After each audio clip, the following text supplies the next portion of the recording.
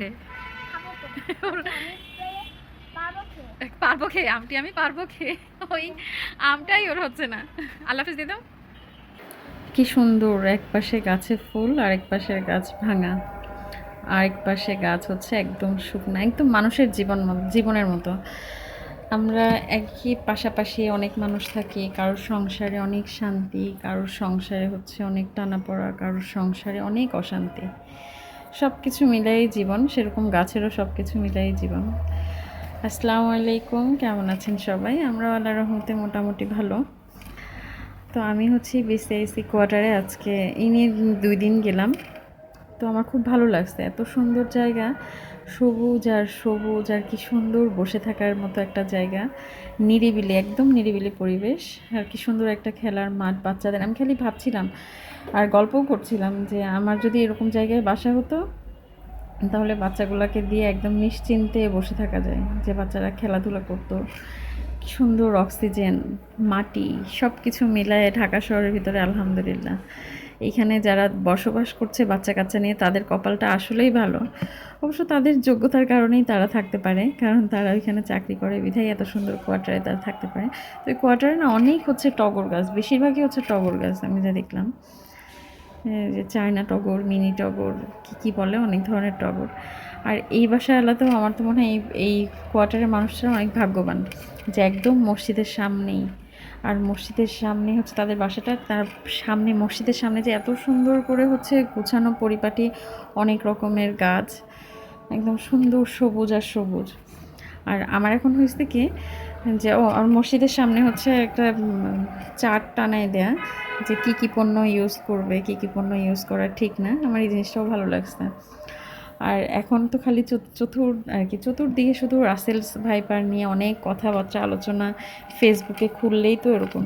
তাই ভাবি যে একটা সময় আসলে মানুষের হয় না যে উত্থান পতন, এখন হচ্ছে সবাই কথায় কথায় আগে মেয়েদের বলতো না কাল নাগিনী কাল নাগিনী, এখন কাল নাগিনীর পতন হয়েছে, রাসেলস ভাইপারের হচ্ছে উত্থান হয়েছে। এখন ছেলেরা হচ্ছে ছেলেদের নাম দিয়ে, এবার ছেলেরাও পচবে আর কি। আর আমার এখন এমন পরিস্থিতি হয়ে গেছে যে পাশের বাসায় যদি হচ্ছে প্রেশার কুকারের শব্দ হয়, ফিস ফিস শব্দটা হয়, আমার ঘরের ভিতরে ভয় ভয় লাগে, আমি চতুর্দিকে শুধু তাকাই আর কি, এমন ভয় ভয় কাজ করে। তো যাই হোক, আর সব কিছু মিলাই হচ্ছে খুব ভালো লাগছে আমার। এই যে আপুটার সাথে যাচ্ছি, 2 দিন করেই আপুটা আমাকে নিয়ে গেল এখানে, আমার খুব ভালো লাগে। খুব ভালো লাগার কারণটাও হচ্ছে যারা গাছপ্রেমী তারা গাছের কাছে গেলেই তাদের সব কিছু মনে হয় যে খুব ভালো লাগে, খুব ভালো লাগে। আর এখানে যে এই গাছটাতে এত পরিমাণ কাঁঠাল, একদম কাঁঠাল হচ্ছে মাটিতে বসে আছে গাছের গোড়ায়।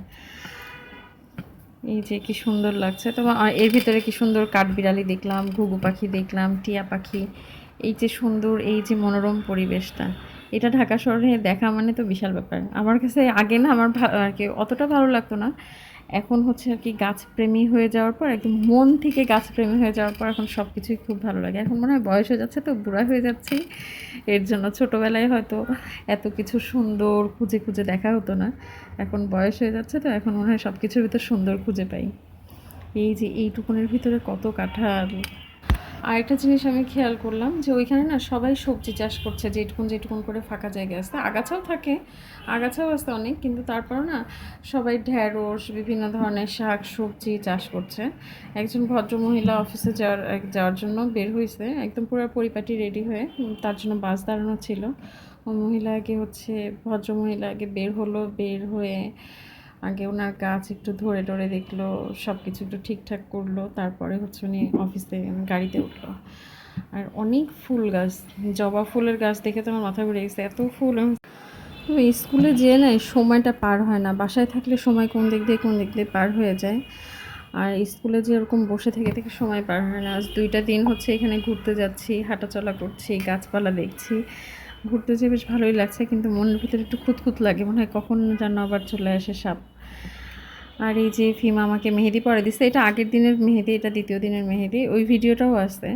তো সেটাও হচ্ছে আর কি ভিডিও করা হয়েছে, দেয়া হয়নি, তাহলে এই ভিডিওর সাথেই হচ্ছে এডিট করে দিয়ে দিব। এই তো সব মিলাই। আর ওরা তো 2 ভাই হচ্ছে খুব এক্সাইটেড যে বাসায় আজকে হচ্ছে ওদের বাবা আসবে, প্রায় 1 মাস পরে আসছে, কারণ বাড়িতে গেছে আমার শ্বশুর শাশুড়ি অসুস্থ, এখনও আসেনি। কিন্তু আজকে তো আসবে না, বৃষ্টির কারণে আসতে পারিনি। আর এই যে আমরা হচ্ছে হাঁটাহাঁটি করে আকাশ মেঘলা, 2-1 ফোঁটা বৃষ্টি পড়ছিল, পরে আমরা চলে আসছিলাম। পরে এই দোকানে হচ্ছে রুটি বানাচ্ছিল, পরে সেটা দেখে ওই আপু বললো যে আপু চলেন রুটি খাই। যেই আমরা রুটি খেতে বসছি আর সাথে সাথে বৃষ্টি শুরু হয়ে গেছে। ইনি হচ্ছে চাকরি করে, পাশাপাশি ওনার এই ছোটোখাটো বিজনেস বইয়ের উদ্যোগে ওনার। আর আমি তো হচ্ছে কালকে গাছ হচ্ছে ছাদে পরিষ্কার করছিলাম, এই এক বালতি আমার এই পর্তুলিকা হচ্ছে ফেলতে হয়েছে। তো যখন ফেলছি তখন তো এই কড়িগুলো ছোট ছোট ছিল, কি সুন্দর এখন ফুটে গেছে ফুল। আমার ছেলে তো বাসায় যে একটু রাগ দেখাচ্ছিল, আমি ভাবলাম পাপাই আসবে, এখনও আসেনি। আমার হচ্ছে পাংশার বাটা মাছটা খুব ভালো লাগে, নদীর বাটা তো খুব মিষ্টি মিষ্টি লাগে। আমুর হাতের চচ্চড়িটাও ভালো লাগে, যে আমুর ঝোল ঝোল করে ফিমার কাছে পাঠায় দিয়েছে। তোমাকে দিয়ে জি না, আমাকেও দিয়েছে। জি না, এটা আমি না, এটা আমার জন্য দিছে নানু। আমি তারপর খাই নাই জন্য তারপর আমি বলছি হ্যাঁ, নানু কাছে ফোন দাও এখনই। হচ্ছে পাকা ঝগড়াটি। আর এই যে মামার দেয়া আম, মামার গাছের, মামার দেয়া না মামির দেয়া আম, কারণ মামির শখের বাগান, তাই না? আমার মামি হচ্ছে খুব আম পছন্দ করে দেখে মামা হচ্ছে আম বাগান করছে মামির জন্য।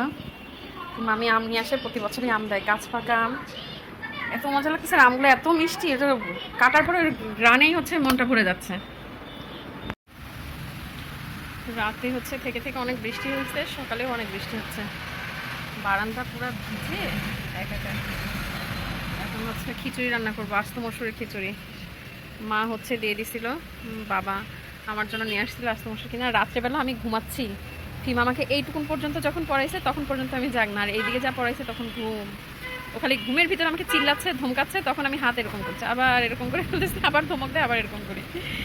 ঘুমাই ঘুমাই পড়ছি। মেহেদির কালারটা এত সুন্দর আসছে, কাবেরি মেহেদি ইউজ করে ফিমা সবসময়, তা সে আজকে আবার এই উপর দিয়ে পড়বো। আমার হাতের নখ আগে তো অনেক বড় বড় থাকতো, বিয়ের আগে সবারই নখ বড় বড় থাকে, বিয়ের পরেও থাকে, যখন হচ্ছে বাচ্চা কাচ্চা হয় তারপরে সবাই নখ কেটে ফেলে। তো আমার হচ্ছে বাচ্চা হওয়ার আগেই নখ ছোটো, একদম ছোট করার কারণটা হচ্ছে আমার শ্বশুরের একজন ফ্রেন্ড হচ্ছে আমাদের বাসায় আসছিল, আর কি আমাদের বাসা থেকে আমার শ্বশুর বাসায়। তো উনি হচ্ছে মৌলানা, তো উনি আমাকে বলছিল যে বৌমা তুমি আমাকে কথা দাও আর নখ বড় করবা না। আর কি আমাকে এত ভালোবাসতো, ইচ্ছা করলে না আমি রাখতে পারতাম, যে উনি তো আমাকে দেখছে না, কিন্তু মানুষটা এত ভালোবাসতো, এত ভালোবেসে বলছে, সেই কথাটা যদি আমি না রাখি তার সাথে খুব বেইমানি করা হয়ে যাবে। আল্লাহ দেখছে তো, উনি না দেখুক, এর জন্য আর আমার তারপর থেকে আর নখ রাখা হয় না। এই যে হয় যে যেরকম কাজ করতে গেলে, সংসার কাজ করতে গেলে এরকম রাখতে হয়, এরকম। আর ডান হাতেরটা তো একদমই থাকে না, একদমই ছোটো ছোটো, এই তারপর থেকে আমি হাতের নখ রাখি না। আর কি ভালোবেসে বললে না মানুষ সব কিছুই করে, ওনার ভালোবাসাটা যে এত সুন্দর করে বুঝাই বুঝাই বলতো, খুব ভালো লাগতো। দেখ আল্লাহ ওনাকে সুস্থ রাখুক। যে ছেলের হচ্ছে আয়াতুল কুরসি মুখস্থ, সূরা ফাতিহা মুখস্থ, আরবি ইংলিশ যত কঠিনই হোক উচ্চারণ করতে পারে, মনে থাকে, মাশাআল্লাহ, সে হচ্ছে ভুল করছে কোথায়? এই যে তার বইয়ের অবস্থা। হ্যাঁ, এটা কি শরীয়তে? জোরে বলো। শরীয়তে ওযু করে নামাজ পড়ো। তারপর শরীয়তে শরীয়তে আমটি আমি পেরে খাবো। আমটি আমি খাবো পেরে। আমটি আমি পেরে খাবো। আমটি আমি খাবো পেরে। আমটি আমি পেরে খাবো। এই যে এই জিনিসটা ওর হয়ই না, বলো আমটি আমি আমটি আমি খাবো পেরে। খাবো পেরে। আবার বলো আমটি আমি পেরে খাবো। আমটি আমি খাবো পেরে। আমটি আমি পেরে। না না হয়নি। কিতি কিতি কিতি কি তাহলে? হ্যাঁ, খাবো। আমটি আমি পেরে খাবো। খাবো পেরে। খাবো পেরে। আমটি আমি পারবো পারো খাবো। খাবো পেরে। আবার আমটি। ইলিশ ভাজা খেতে মজা। আচ্ছা আমটি আমি আগে বলো, ইলিশ ভাজা খেতে মজা পড়ে, আগে আমটি আমি। না না না বলছি বলছি। আচ্ছা আরেকবার বলো তো, তারপর শেষ। আর একটা বার। আমটি আমি পেরে খাবো। খাবো পেরে। খাবো পেরে। আমি পেরে পারবো খেয়ে। পারবো খেয়ে, আমটি আমি পারবো খেয়ে, ওই আমটাই ওর হচ্ছে না। আল্লাহ হাফিজ দিয়ে দাও।